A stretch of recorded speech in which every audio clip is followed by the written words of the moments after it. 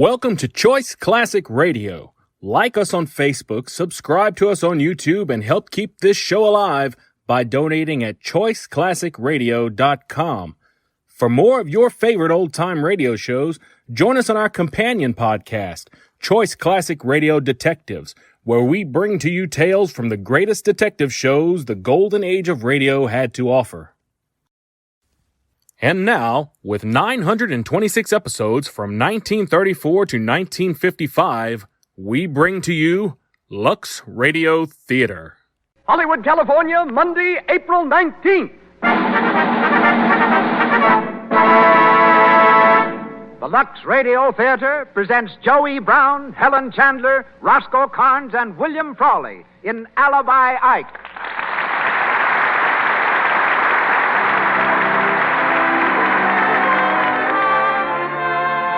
Lux presents Hollywood. Our stars, Joey Brown, Helen Chandler, Roscoe Carnes, and William Frawley. Our guests, Mr. and Mrs. Babe Ruth, and Russell Patterson, one of America's most famous artists.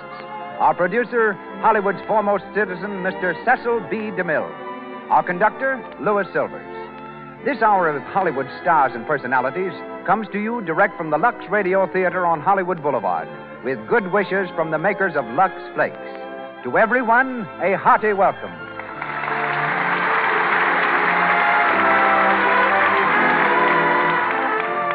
Before we start Alibi Ike, I have a tip for the ladies. You don't have to find alibis for Lux Flakes. From time to time, it seems to me I've heard women say, "This dress has never looked the same since I washed it." But I never heard them say that about Lux Flakes.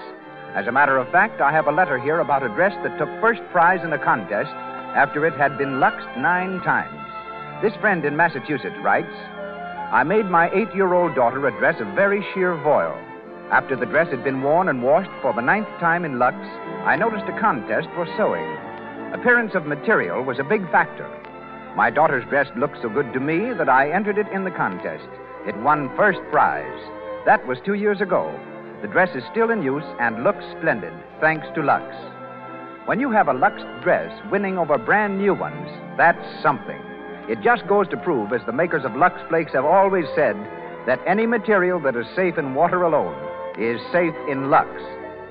And now our producer, ladies and gentlemen, director of more than 60 pictures, discoverer of many stars, Mr. Cecil B. DeMille.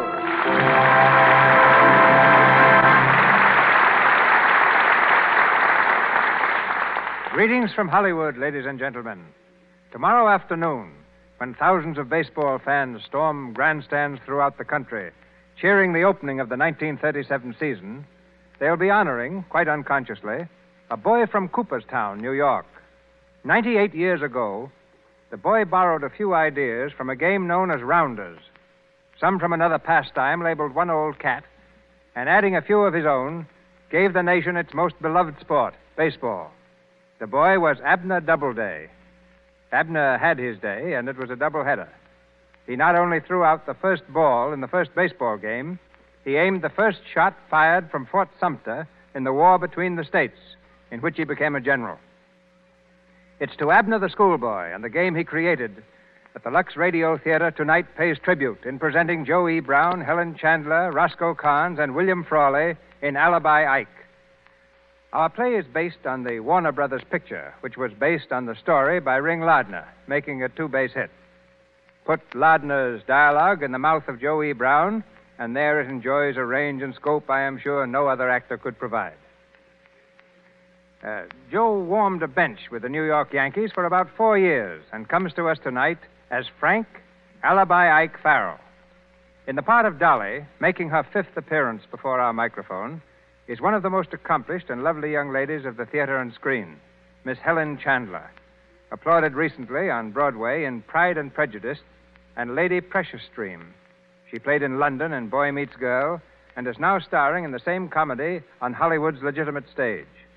With Joe from the original picture cast, we welcome Roscoe Carnes, to whom I gave his first important part, as Carey, and William Frawley as Cap Finley. And now, let's dust off the Lux Radio Theater's home plate. The players are walking onto the field. The batteries, Joey Brown, Helen Chandler, Roscoe Carnes, and William Frawley in Alibi Ike. Batter up. Play ball.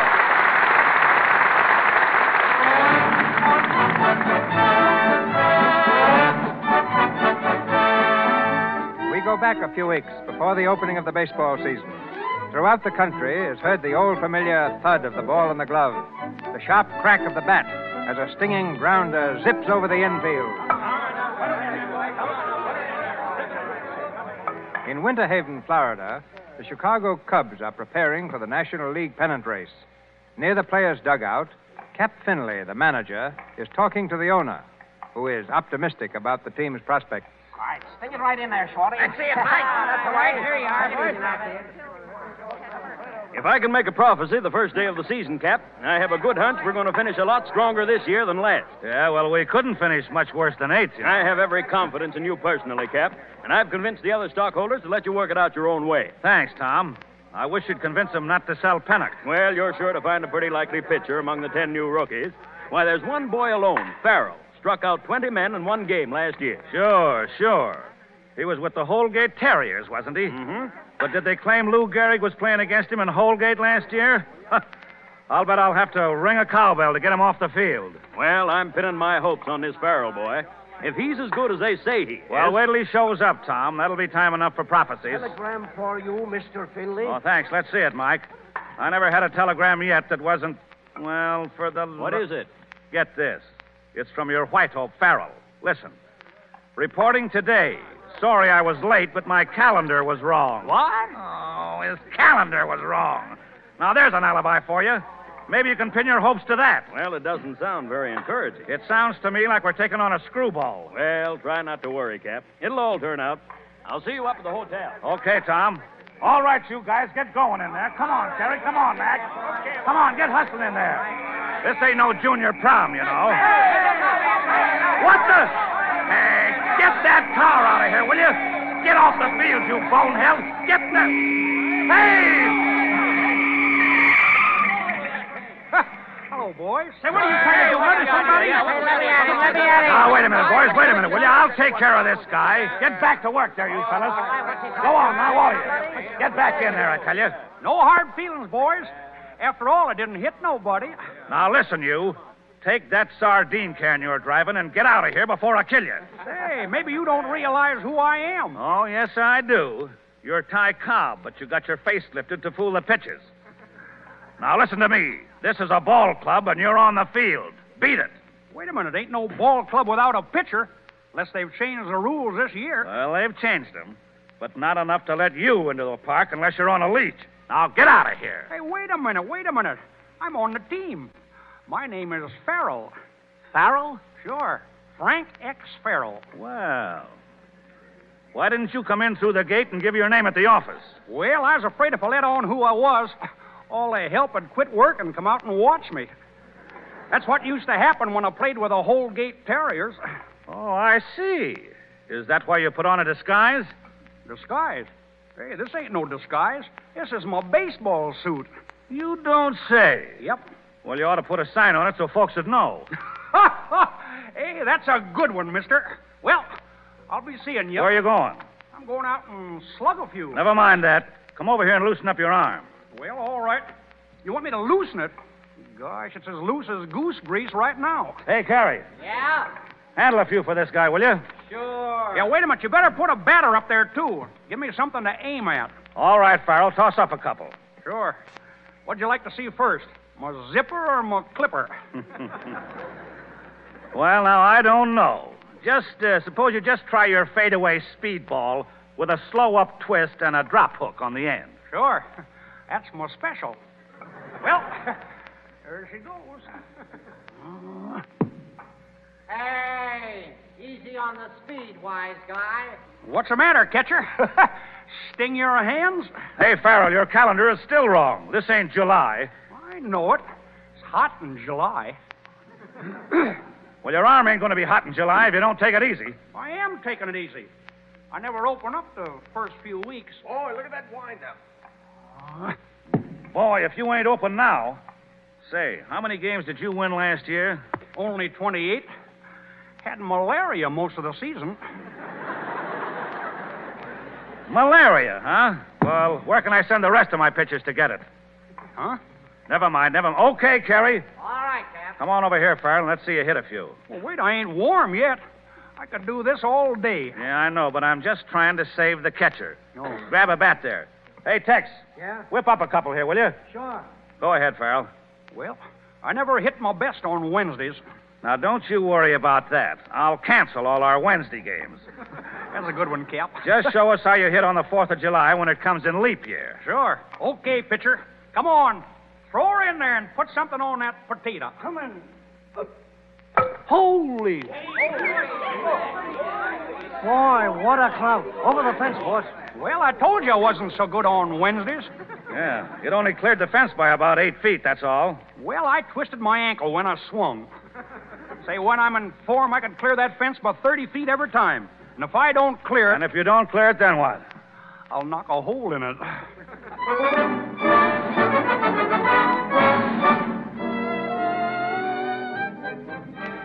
One moment, please. Hello, Winterhaven Hotel. I'll see if he's in. Hello. Paging, Mr. Sullivan. Paging, Mr. Blake. I tell you, Cap, this guy Farrell is the best rookie pitcher I ever saw. Why, he's terrific. That was only an exhibition game this afternoon, Tom. But he was good. Why, he struck out 12 men. Yeah. He looks good pitching strikes.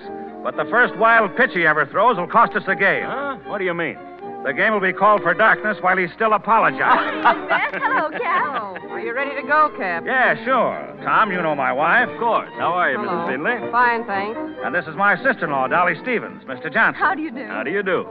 Well, if you folks will excuse me, Sure. We were just going to the movies. have a good time.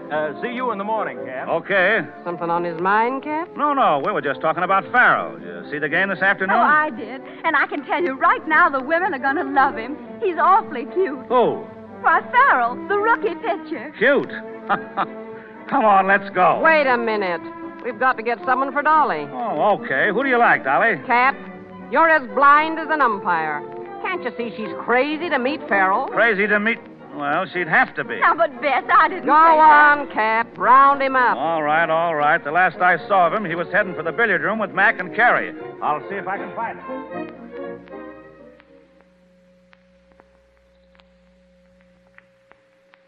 Well, that's a nice shot, Kerry. Yeah, now let me see now. The 11 ball in the side pocket.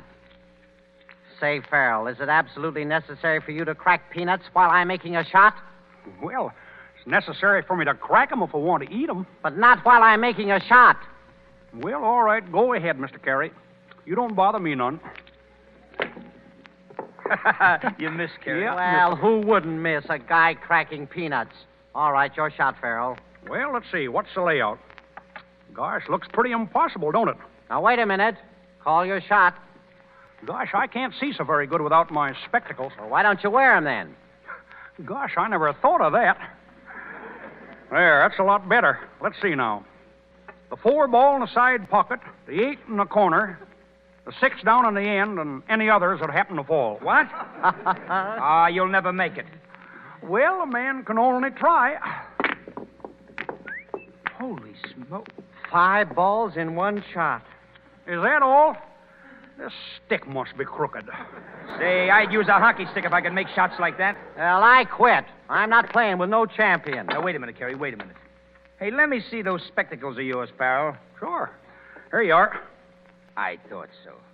There ain't even any glass in them. I know it. I had to take the glass out on account it hurt my eyes. Guess I'll put this cue back in the rack. He'd like to go to bed, but he can't think up an excuse. Well, guess I'll say goodnight, boys. I ain't sleepy, but I got some gravel in my shoes, and it's just killing my feet. I should think they'd take them gravel pits out of the billiard room. Hey, that's a good one, Mr. Carey. Hey, Farrell. Yeah, Cap. Come here, will you? Sure. Good night, fellas. Yeah, good night. Good night. Oh, boy. That guy is the original Alibi Ike. Yeah, he's got an alibi no matter what he does, good or bad. Yeah, but at that, he ought to make us a good man, Kerry. Yeah, unless that gravel in his shoes brings back his malaria and throws his eyes out of focus so he can't read the calendar and find the home plate.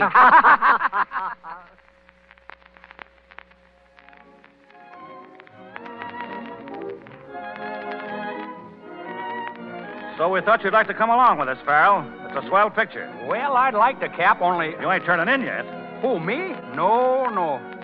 But I ought to stay around the hotel in case there's a telegram. Why, you expecting one? No, not exactly. But there's a lots of times that comes when you ain't expecting them. Oh, here's the girls now. Oh, you all set, Cap? Oh, evening, Mr. Farrell. Good evening, Mrs. Finley. Come here, Dolly. I guess you recognize Farrell from seeing him play. This is my sister-in-law, Farrell, Dolly Stevens. Huh? How do you do, Mr. Farrell? Well, gosh, I mean, how do you do? I hope you've been telling Cap you can go to the show with us tonight. Well, sure No, I he can't come, Dolly. He's got to stick around for a telegram. Oh, yeah. But I guess it's no use anyway. You see, the office where that telegram might come from ain't open after 6 o'clock. Oh, I see. Come on, folks. The car's outside. Well, let's hop in and get going. I like riding in a rumble seat. Don't you, Mr. Farrell? Some people don't, but I do. Well, keeps you out in the fresh air. Ball players need a lot of fresh air, you know. Yeah. I saw you play this afternoon. You struck out 12 men. Oh, it was wonderful. I had an off day on account of my lumbago. Say, if I'd known you was watching, I'd have struck 'em all out. Would you really? Sure. I was just taking it easy because it was an exhibition game. Oh, now you're just being modest. No, I ain't modest. Only I don't never brag. Because if a guy's really got the stuff, he don't have to brag. Uh-huh. I guess that's right. Say, are you going to be around much? I mean, well, are you going to be around much? Well, I'm staying for another week or so. Oh, gosh, that's swell. Then maybe I can be seeing you around, around the hotel. That is, if you're going to be around much. Well, yes, of course. Well, maybe we can sort of get together, go to a show or out for a walk. Oh, I just love to walk, Mr. Farrell, don't you? Well, they say it's awful good exercise. Paging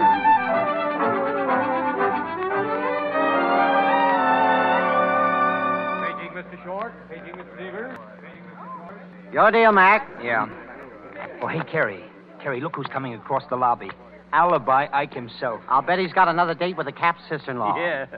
Hiya there, Ike. Oh, hello, fellas. Where you going, Ike? Oh, no place special. Just out.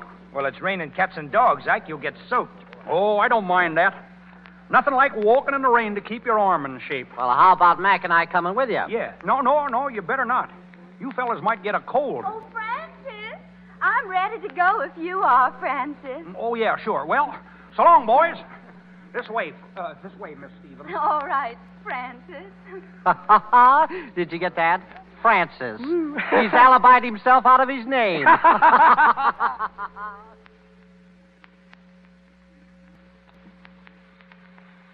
If you're getting wet, we can go back to the hotel, Francis. Gosh, no. I like sitting in the rain. With you. The park is kind of deserted. Sure. That's why I like it. Yeah, I like it, too. Do you? No kidding? Yes, Francis. Oh, gee, I wish... What? I wish you wasn't going north tomorrow. Oh. Yeah, but the team's leaving in a few days, too. You know you're crazy for the season to begin.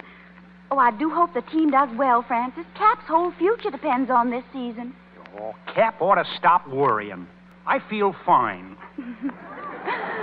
I just can't wait to read about your winning that opening game. Yeah, but you won't be there to see it. No. Oh, I hate going home and leaving... leaving the club. You'll write to me, won't you? Right? Oh, sure. But gee, Dolly, I wish I could tell you. What, Francis? Well, how much How much you what? Well, how much I... Why, Francis, you're getting a cold. No. I ain't... Oh, come on, Francis. We've got to get back to the hotel. Well, I guess maybe we got to go back. I'd hate to ruin the team's chances by getting sick.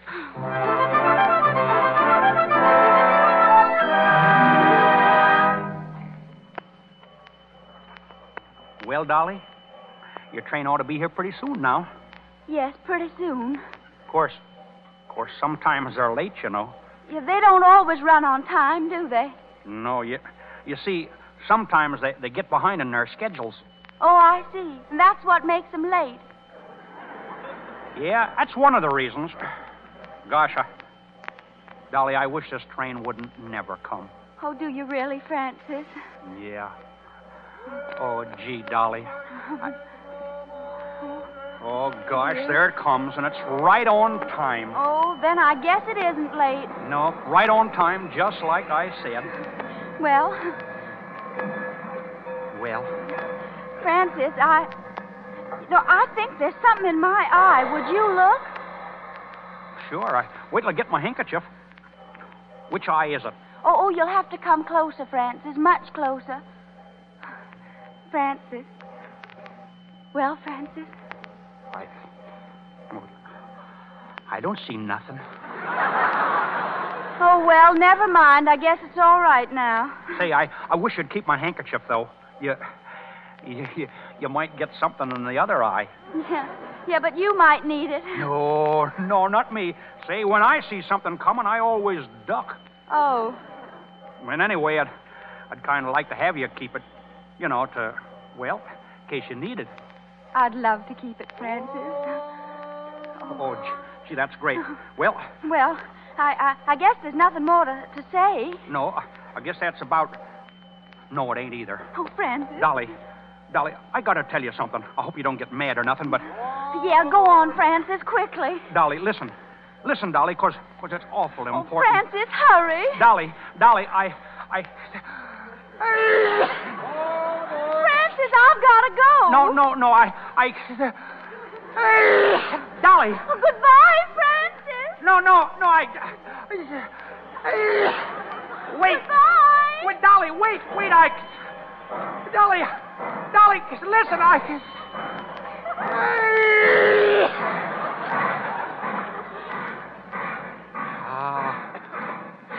shucks.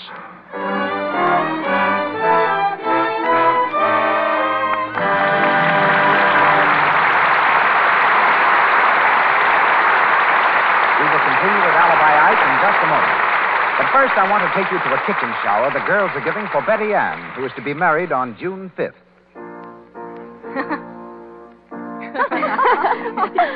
You girls are perfect darlings to give me all these grand shiny pans and things. Oh, look.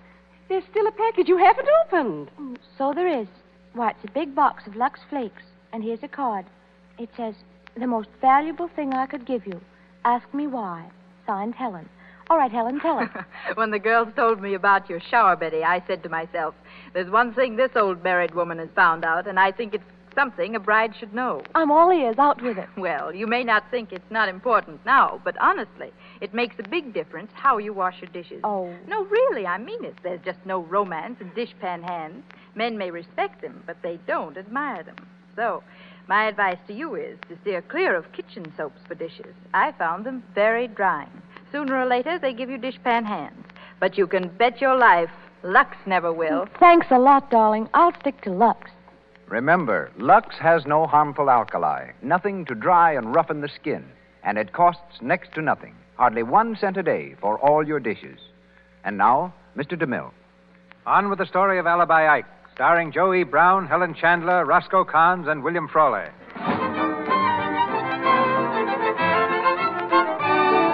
It's 2 weeks later, the night before the big opening game.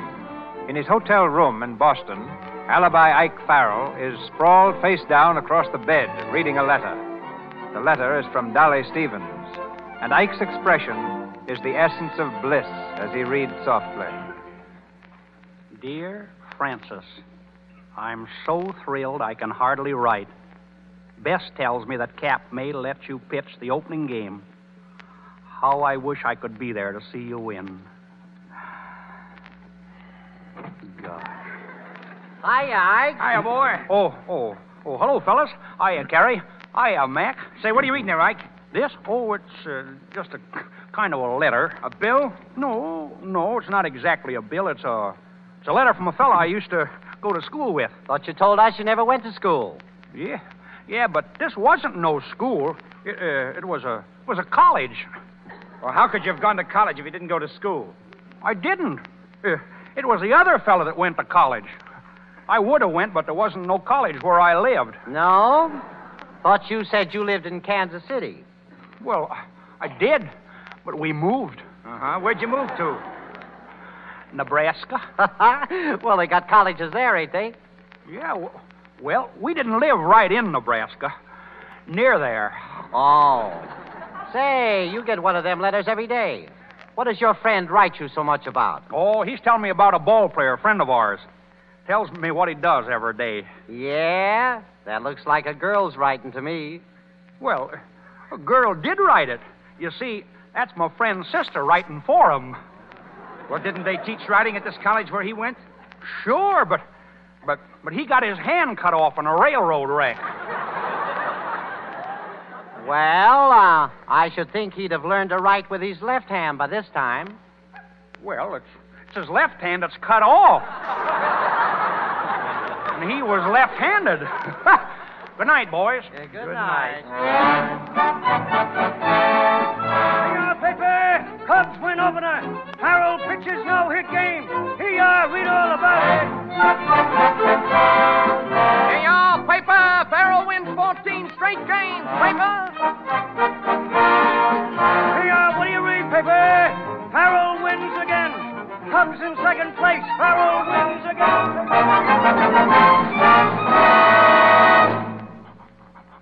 And so you see, Dolly, the Cubs and me has practically cinched the pennant. Almost. Period. Next 2 weeks, we'll tell story, and as I will pitch 2 times in next 2 weeks, all is over but shouting. Semicola. Yeah, who is it? Come in. Good evening, Mr. Farrell. Hiya. My name's Crawford. You don't know me, Mr. Farrell, but I'd go through fire and water to shake hands with you. Oh, you don't have to go to all that trouble. I'm glad to shake hands with you. Well, thanks. You're the best pitcher I ever saw. Well, maybe I ain't the best, but I won an awful lot of games this year. You sure have, boy. You're on your way to big money. Yeah, but... And you'll get it. You're a smart boy. Well, it ain't only that I'm smart, just that I got the stuff that fools these other fellas. You sure do. Yeah. I guess there isn't anybody a guy like you couldn't fool. Mr. Farrell, I'd like to ask a real favor of you. I'm president of the Young Men's High Ideals Club. I guess you've heard about it, haven't you? No. Well, not exactly. There's 1 or 2 of our boys, we caught them drinking and things like that. Drinking? Say they oughtn't to do that if they want to make good. Well, now, that's just what I was telling them. And what they need is an example, Mr. Farrell. I want you to come over and meet them tonight and tell them some of the secrets of your success. Well, mister, it's getting kind of late. Yes, I know, but we're having a special night. In your honor, we're going to let the boys stay up until 10:30 if you'll just come and talk to them. Well, okay, mister. I don't like to stay up late myself, but if it's to do good, I'm with you. Oh, Come on, I knew I could count on you, Mr. Farrell. I've got my car right downstairs. Get my hat here.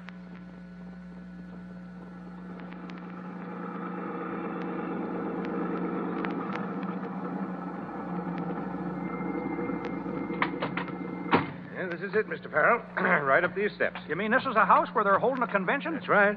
Gosh, it's kind of dark, ain't it? Right in here, Mr. Farrell.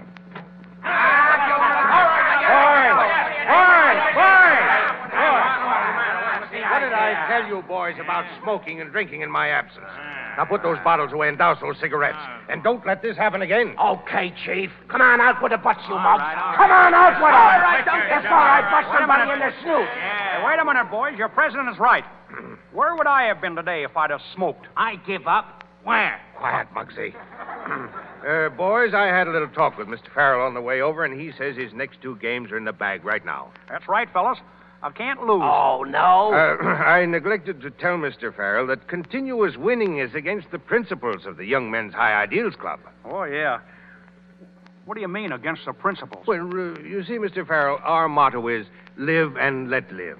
Now, what we'd like you to do is ease up a little in your next 2 games. Let the other team get a few hits once in a while. Maybe even let them win, just for the sport of it. That's the idea, isn't it, boys? Certainly, that's the way. Wait a minute. That's what just a minute, boys. I know it couldn't be true, but this sounds like maybe you fellas was trying to bribe me or something. Bribe you? Oh, no. Of course, we might make you a little present, say $10,000 or $12,000. I see. Good night, boys. Now, Mr. Farrell. Now, wait a minute. Let me go. I'm wise to you fellas. You got me over here so as you could talk me into losing for you.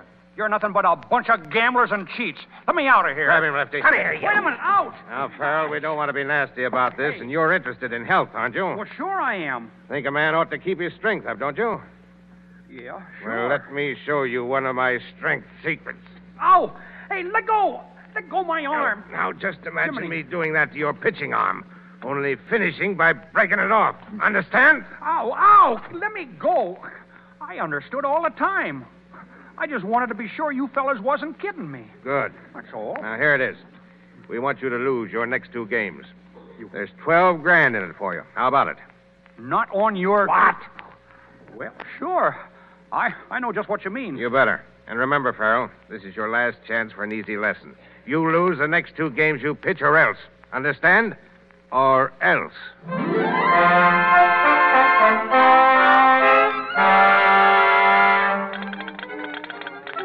Telegram to Mr. Frank Farrell, Hotel Continental, Boston, Massachusetts. Dear Francis, arriving tonight to watch you win your next 2 games. Thrilled at thought of seeing you again. Signed, Dolly.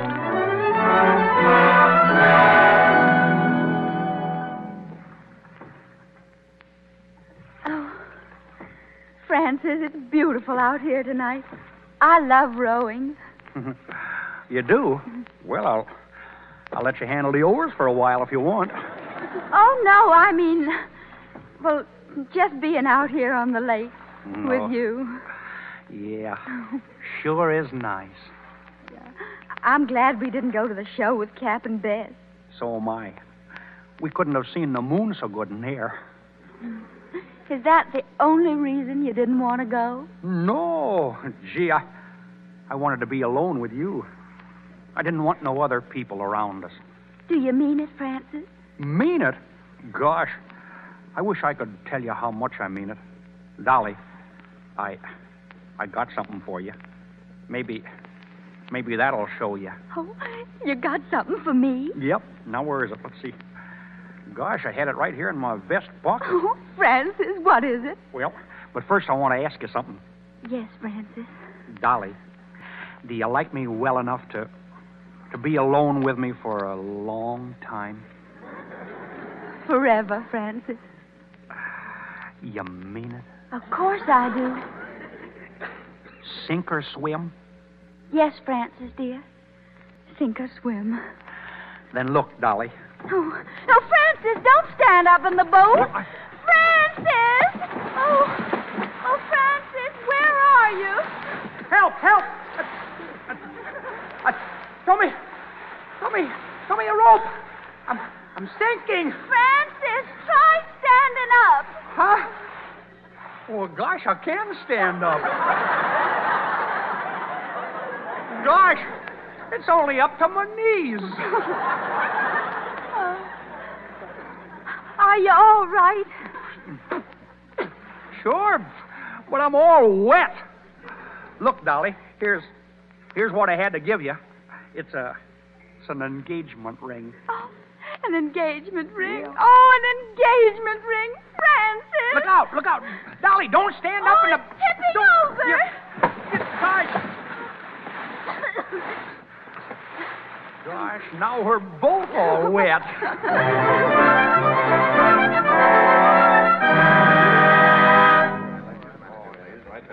Hello, Hotel Continental. One moment, please. Hello, Hotel Continental. So that's the sparkler. Well, it certainly is a peach, Dolly. Oh, Bess, I'm so thrilled. Where is Francis? Do you know? We're over in the card room with a couple of the boys. You going out tonight? Well, we were going to the theater if the boys will let him get away. Yeah, I'd better go and call them all.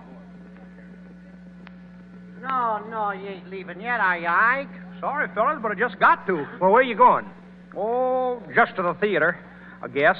All by yourself? No, friend of mine's going with me. Well, what do you say if we go along? Yeah. Well, I ain't only got 2 tickets. We can get some more seats. They're all sold out. Well, the scalpers will have some. Sure. Yeah, but you don't want them. Show's rotten. Well, I'll buy your tickets from you if you don't want them. Nope. I wouldn't cheat you. Well, say, what are you going to do with your girl? Leave her here at the hotel? Girl? What girl? The girl you had supper with. Oh, her. Oh, Oh, gosh. She just happened to sit down at my table, that's all. Uh-huh. Is that why you gave her that ring, for sitting down? I give her the ring? Well, didn't you? No, I didn't exactly give it to her. I lent it to her. Oh, yeah? Well, I wouldn't lend no ring to no strange girl if I was you. Oh, guess she's all right. I'm kind of tired of the rock anyway. When a girl asks you for something, well, what are you going to do? Well, so long, boys. Now, wait a minute, Ike. I got a bet with Mac, and it's up to you to settle it. I bet that you and Dolly were engaged to be married. Huh? Oh, no. Not exactly engaged. Now, look here, Ike. This costs me real dough if I lose. Now, cut out the alibis and give it to us straight. Cap's wife told us you was roped. Well, I don't want it to cost you no money, Carrie. You win. Oh, you got a swell girl, I guess. Yeah, she's a peach. You're a lucky guy, Ike. Well, I guess she's okay. I don't know much about girls. Never seen none that I'd fall for. That is till you seen this one. Oh, well, she's okay. But I wasn't thinking about getting married yet a while. Say, who done the asking? Her? No, not exactly her, but sometimes a man don't know what he's getting into. You take a good-looking girl, and a man generally always does just about what she wants him to. Say, the girl isn't living that could lasso me. That is, unless I wanted to be lassoed. Oh, I don't know. When a fella gets to feeling sorry for one of them, it's all off. Well, so long, boys. So long. See you later, Ike. So long. What, Dolly? I didn't know you was waiting out here. No? Well, it happens that I was. And it also happens that I heard every word you said in that room. Dolly, oh gosh, listen. I didn't understand you were just feeling sorry for me. But you're right about one thing. It's all off. Here's your ring, Mr. Farrell. Oh, gee, Dolly, wait a minute, Dolly. I didn't mean it. Honest, I didn't. Dolly, you gotta listen to me. Let me explain. I don't ever want to speak to you again. I'm sick of your alibis. And I've no intention of spending my life with a man who apologizes for me every other word. Goodbye. Dolly, wait. You gotta... Wait a minute. You can't do this. You don't understand. It's all a mistake. Going up? Dolly. Gosh.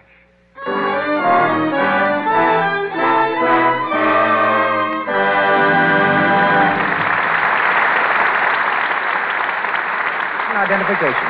This is the Columbia Broadcasting System. This is KNX, Los Angeles, the voice of Hollywood.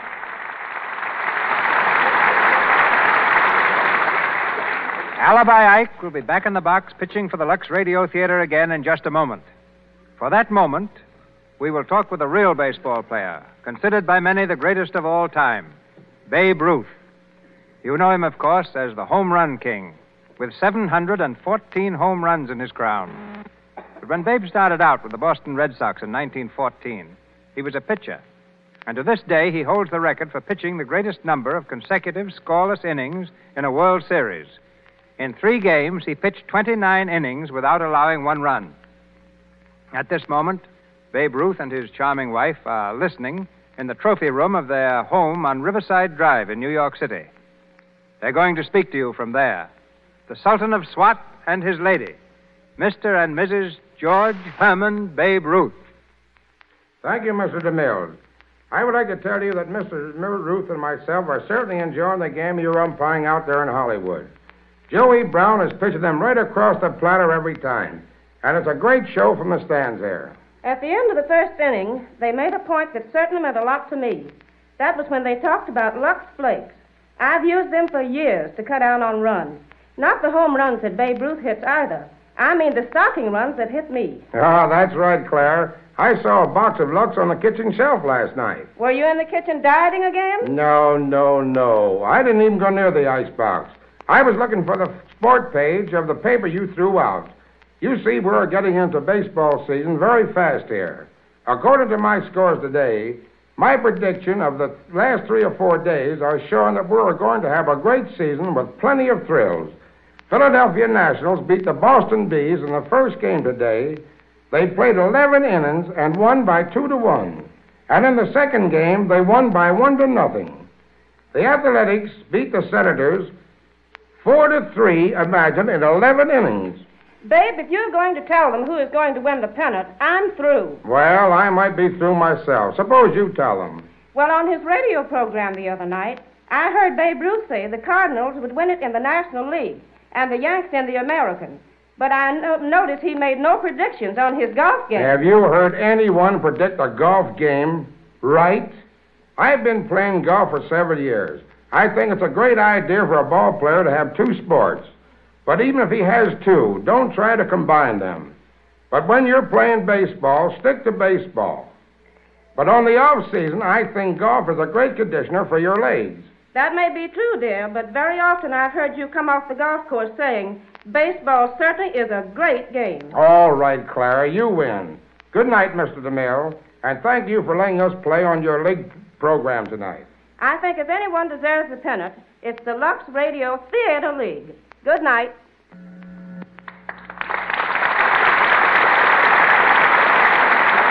Thank you, Mr. and Mrs. Babe Ruth. We're back in Hollywood now with Joe E. Brown, Helen Chandler, Roscoe Kahns, and William Frawley in Alibi Ike.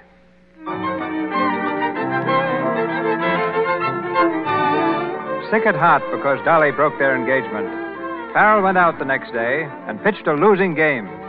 Pitched so badly it aroused suspicion in the minds of Cap and the owner of the club. They've gone to his room to question him.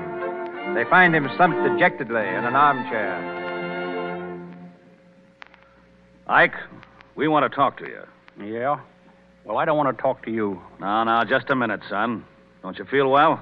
Yeah, I feel all right. Well, is there anything we can do? Yeah, you can get out of here and let me alone. You know, Farrell, that was a pretty bad game you pitched today.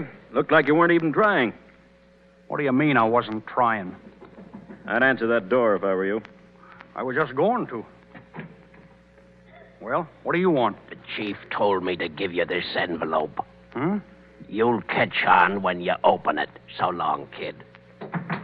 Who was that, Farrell? Well, I don't know. Never seen him before. Brought me a letter. Well, he didn't look like a postman to me. Why don't you open it? All right, I will.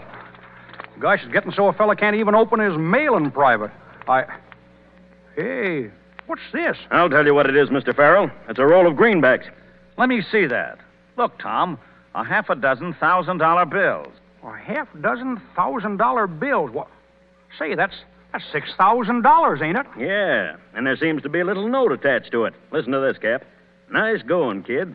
Keep up the good work. How do you like that? What about it, Farrell? Well, I don't know nothing about it. Gosh. Say, they must have thought that I was losing that game on purpose for them. Who sent this? Well, I don't know. I can't remember his name. Oh, you can't. Farrell, I never thought you'd do a dirty trick like this. Say, you don't think I threw the game? No, this is just a coincidence. Why, if it wasn't for the scandal, I'd let you explain it to the judge. Wait a minute. Say, I wouldn't throw a game if my mother was playing on the other side. You won't have a chance in this club. Pack your things and get out. And if you ever put on a baseball suit again, I'll put stripes on it for you. You mean I'm canned? Yeah, and it starts right now. All right, then let it start. A couple of fine fellas you are. When I was winning, you thought I was a hero. And then the first time I lose a game in 2 months, you come around claiming I'm a crook. Well, you can keep your ball club. I'm through with you for good. Now get out of here. Get out of here and let me pack my suitcase.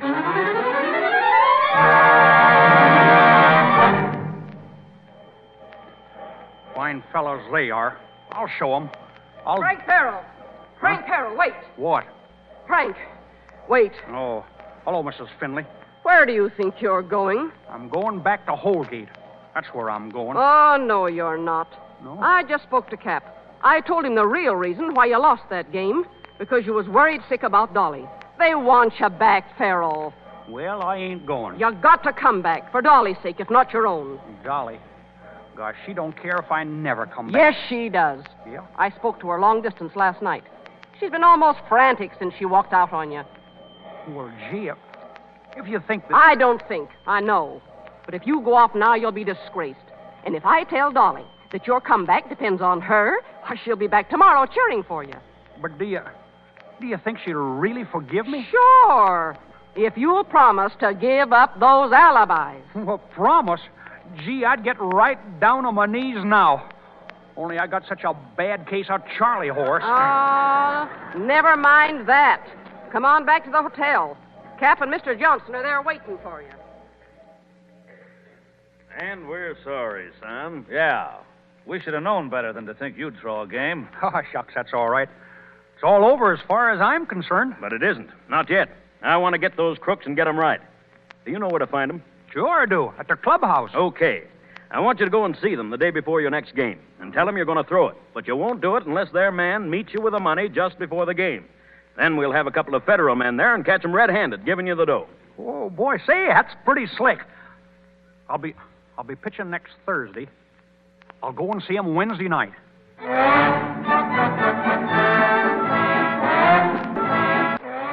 Get this straight, Farrell. Just why do you want the money in advance? Well, I tell you, they're looking at me funny.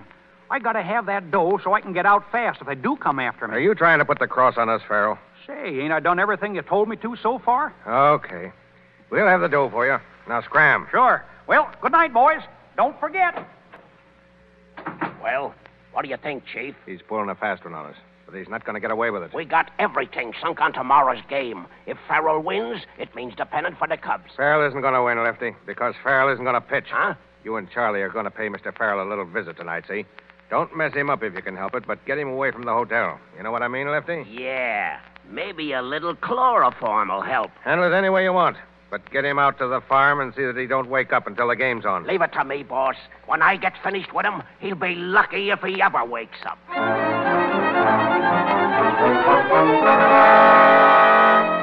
Here, paper. Farrell disappears. Ace Cup pitcher disappears on the big game. Read all about it, paper.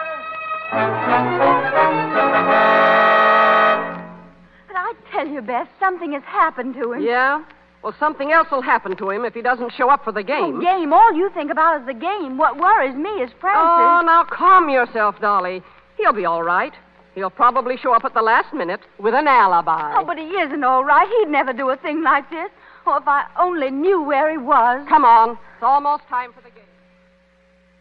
Yes, sir, folks, it's a great game. At the end of the fourth inning, the Cubs are trailing the Giants by 1 run. Now it's a shame that Farrell isn't here to pitch Turn tonight. that off, There seems Charlie. to be no Sure. information as to it. I think the sap is waking up. Oh. Hiya, Farrell. Huh? Hey. Take it easy, boy. Lay down there. Hey, what is this? Just a little game we got up, Frank, and you're it. Where am I? Why, this is the health farm, Sonny. We brought you out here for your health. My health.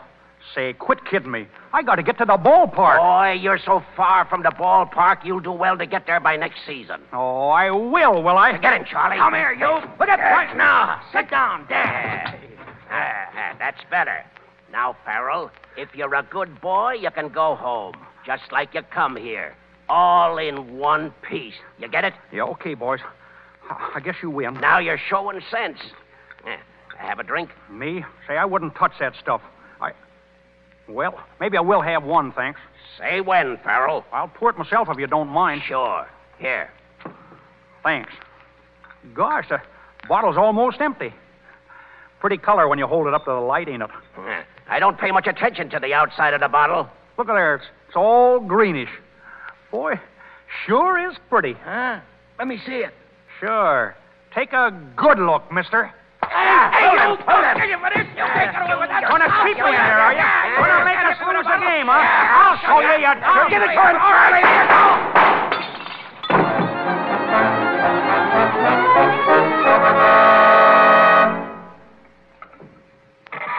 What a game, what a game. It's the last half of the ninth inning, folks, and the Cubs are at bat. There's 2 runs behind and there's 2 out, but there's a man on second, and that crowd down there is going mad. It looks as if the Cubs are licked, but you never can tell. Right, 2! Well, it looks like the finish, Perry. Yeah, here goes the pennant, Cap. Wait till I find that guy Farrell. I'll kill him. So help me, I'll murder him with my bare hands. Ball 3! Oh, 3 and 2 on Mac with a pitcher coming up. I'll have to put in a pinch hitter if I get the chance. Hey, Cap! Cap! Look! Who is that? Holy... Why, it's Farrell. Hiya, Cap! Hiya, Gary! Come Hiya, here. fellas! Come here, you. Where have you been? Don't ask me now. Just give me a bat, that's all. Give me a bat. All 4! Take the base! That's what's up to me, Cap. Hey, somebody give me a bat. Wait a minute, Farrell. Listen to me. Are you on the level? Do you want to win this game? Do I want to win it, guys? Let go of me. All right, but remember this. You've got to get a hit. 2 runs will tie the score, and there's 2 men on. I know it. If you strike out or pop a fly, I'll murder you. Oh, listen, Cap, I'll sock that peel so hard, it'll rip the horsehide off of it. Let me out of there. Hand her up. Hand her up. That's me, Ump. Farrell, pinch hitting for Rossi. Farrell, batting in place of Rossi. Farrell, batting in place of Rossi. Farrell, batting in place of Rossi. Thanks, folks. All right there, Mr. Eckhart. Just put her in there and duck. Strike 1. You're right, Umps. Looked all right to me, too. Get up to the plate. Okay. Gee, I hope you can put another one in the same place. My gosh, you did it. 2 strikes, huh? Hey, I better get down to business. Don't worry, Cap. Only takes 1 to smack it. Get in the batter's box. He hit it. Look at him go. 2 runs in. Cap, he ain't stopped at third. He's stretching it. He's stretching it into a homer. Come on. Slide, you young southpaw, slide. Safe. He stays. A homer. That gives us the game, Cap. And the pennant. Come here, Farrell. Hiya, boys. Hiya, Cap. Farrell, that was terrific. Oh, Hey, swell stick work, with my guys. hand. Oh, shucks, that was easy. I didn't even knock it over the fence. Cap, we did it, Tom. We did it. I'll say you did it. And listen, we got that crook, Crawford. We traced the money to him and nabbed him a few minutes ago. Nice work, Mr. Johnson. I'll help you get the rest of them myself. Oh, Francis. Dolly. Oh, gosh, you come back. Of course I did. And oh, Francis, I was so worried about you, but you're safe, aren't you, darling? Safe? Say, I was safe a mile. And Dolly, if you'll stick by me, I'll be a new guy. From now on, I'll change completely. Honest, I will. Oh, Francis, of course I'll stick by you. And the engagement is on again? Oh, yes, Francis. Oh, gosh. Dolly, I'll never alibi myself again as long as I live. Hey, let us through here. Hey, Farrell, give us a story for the paper, will you? Boy, sure. What do you want to know, boys? Well, I want to know why you let 2 strikes go by without moving your bat. Why? Say, how'd you like to be hitting when you got a big cinder in your eye?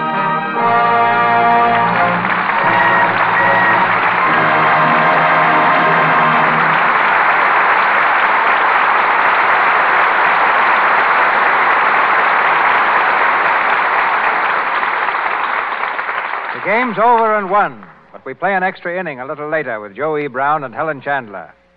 When Paramount Studios decided to make a picture called Artists and Models, they enlisted the services of one of the country's most versatile illustrators, Russell Patterson, creator with John Hill, Jr., of the famous flapper type. You've seen his drawings many times in our leading publications. But his talents go much further than the drawing board. He's created stage sets, costumes, men's styles, industrial designs, pioneered in plastic photography, and is largely responsible for the current popularity of puppet shows. Ladies and gentlemen, Russell Patterson.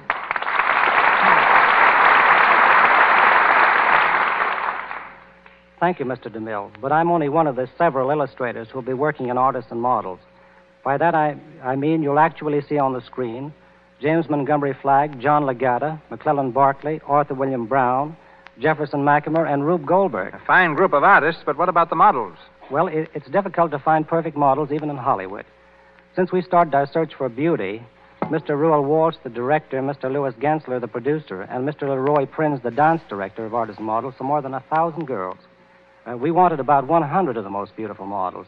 You'd be surprised at the small number in this group who met our requirements. What are the requirements? Well, I would say 4 in number. Grace, the ability to wear clothes, figure, and, of course, the beauty of the face. Why it's so hard to pick outstanding girls today is because most of them are standard types. They all want to look alike, and we look for individual types. Beauty, like everything else, seems to run in cycles. After the war, there was the collegiate, and then the flapper types. The platinum blondes, the redheads, and last year, the brunettes had their day. And this year? Oh, I would say the smooth-haired, dark, natural blonde with blue eyes and sunburned skin. I think she's the typical American girl of 1937. Since you preach individuality, I suppose you'd hesitate to tell the girls in our radio audience what kinds of clothes to wear. Well, that's like a doctor trying to cure a patient without knowing the ailment. I would recommend the best fashion magazines and to follow the best-dressed picture stars. and above all, as much of one's own personality as possible. I can safely say that whatever they wear, women will keep on caring for their clothes in the most effective, economical way there is, with Lux Flakes. Lux is the safest, surest wardrobe care I know of, and that's why we're using it in orders and models. Thank you, Mr. DeMille. Thank you, Miss Patterson. In just a few minutes, Joe E. Brown boards a plane and flies from Hollywood to Chicago. But we still have time to bring back Joe and Helen Chandler to answer their curtain call. All right, Helen. And remember, Joe, no alibis.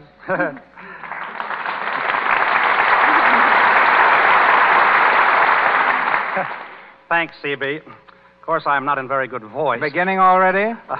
Now what's the matter? Did the play take it out of you? Play? Gosh, no, but I've got to protect my voice for tomorrow. Didn't you hear, Mr. DeMille? Joe's going to Chicago to become a radio announcer. He's describing the game there tomorrow between the Pittsburgh Pirates and the Chicago Cubs. Helen, it's nothing at all. Nothing at all. How long are you going to be a sports commentator, Joe? Oh, about a month, I guess. Unless I find that I've bit off more than I can chew. I'd say that was impossible. Huh? Cut it out, will you? No, CB. Joe, I think it'd be awfully nice if you'd say something about our product. Product? What product? You don't know what our product is? Well, it seems that I do kind of recollect hearing tell of it. Yes, of course you do. Why, everybody uses it for keeping clothes nice, and washing dishes. Clothes? Washing dishes? You know, Joe. It comes in a box. You get it at the grocery store. Big letters on it. L-U-X. L-U-X. Now tell me. Oh, Lux, sure. Well, why didn't you say so in the first place instead of beating around the bush? Guys, our house is just about filled with Lux. I say, those flakes are a home run in the ninth inning with 2 out and the bases loaded. Of course, I don't do the washing, but it seems to me... No, that's enough. That's enough. Don't spoil it. Joe, I understand you're a sports writer, too. Yes. I'm writing a column for the Los Angeles Examiner. They picked the craziest name for my column, though. They call it Saying a Mouthful. Gosh, that don't seem to fit me. Not if it's only a column, Joe. Oh, you too, huh? Yeah, it ought to be a full page. Oh, I see. And Helen, just before I kiss you before we say Dolly, guys, there I'm all confused. Before I walk off the field, I want to wish a speedy recovery to one of baseball's immortals, now in Lakeside Hospital, Cleveland. He was banged up pretty badly in an accident the other day, and I know that you all join me in wishing the best to a great sportsman, our friend Tris Speaker. And now, CB and everyone, including you, Helen, goodbye. Goodbye, thank you. Goodbye, Alibi. Mr. Brown, Miss Chandler, our thanks. Ladies and gentlemen, this is your announcer, Melville Ruick. The program arranged for you next Monday night will be revealed in a moment by Mr. DeMille. Tonight's cast included Wally Mayer as Mac, Leora Thatcher as Bess Finley, Cy Kendall as Crawford, Lou Merrill as club owner, Joe Franz as Lefty, Charles Emerson as reporter, Frank Nelson as radio announcer, Ross Forrester as Tex, Ingeborg Dillish as telephone operator, and Marion Dennis as telephone girl.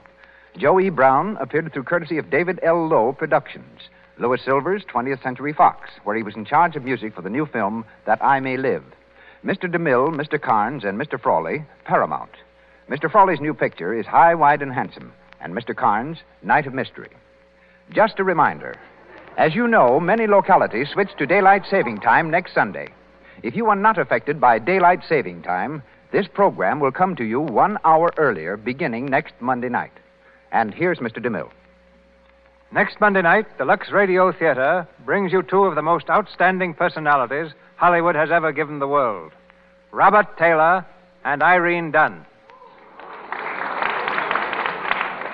Our play, Magnificent Obsession, based on Universal's picture from the celebrated novel by Dr. Lloyd C. Douglas, one of the most inspired stories of our day. Our radio version will find both stars resuming the same roles they filled with such distinction on the screen. Miss Dunn as Helen Hudson, Mr. Taylor as Bob Merrick. Our sponsors, the makers of Lux Flakes, join me in inviting you to be with us again next Monday night when the Lux Radio Theater presents Robert Taylor and Irene Dunn in Magnificent Obsession. This is Cecil B. DeMille saying good night to you From Hollywood, this is the Columbia Broadcasting System.